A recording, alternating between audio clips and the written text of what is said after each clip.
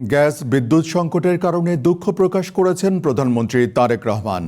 পাশাপাশি রাজনৈতিক দলগুলোর প্রতি চ্যালেঞ্জ ছুড়ে দিয়ে তিনি বলেছেন, আগামী 6 মাসের মধ্যে জ্বালানি সংকট সমাধানের পথ দেখাতে না পারলে সরকার তাদের পরিকল্পনা মেনে নেবে, আর যদি তা পারে তাহলে তাদেরকে জনগণের কাছে ক্ষমা চাইতে হবে।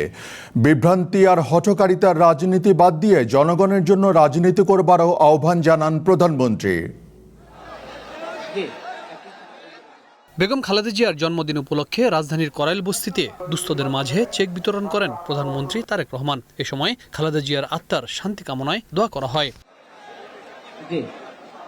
অনুষ্ঠানে প্রধানমন্ত্রী বলেন, ৭১ সালে দেশ স্বাধীন হয়েছে, কিন্তু গণতন্ত্র বারবার হোঁচট খেয়েছে। দেশের প্রতিটি খাতকে ফোকলা করে গেছে ফ্যাসিস্ট সরকার। গ্যাস বাংলাদেশের একটি প্রাকৃতিক সম্পদ ছিল।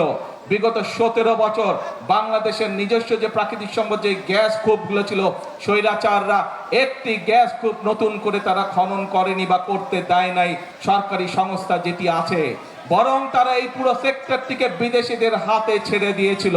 এই দেশকে বিধ্বস্ত করে রেখে গিয়েছিল ফ্যাসিবাদ।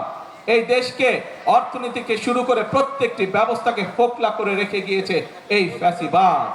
আজকে বাংলাদেশের মানুষ সিদ্ধান্ত গ্রহণ করেছে দেশকে গড়ে তুলতে হবে।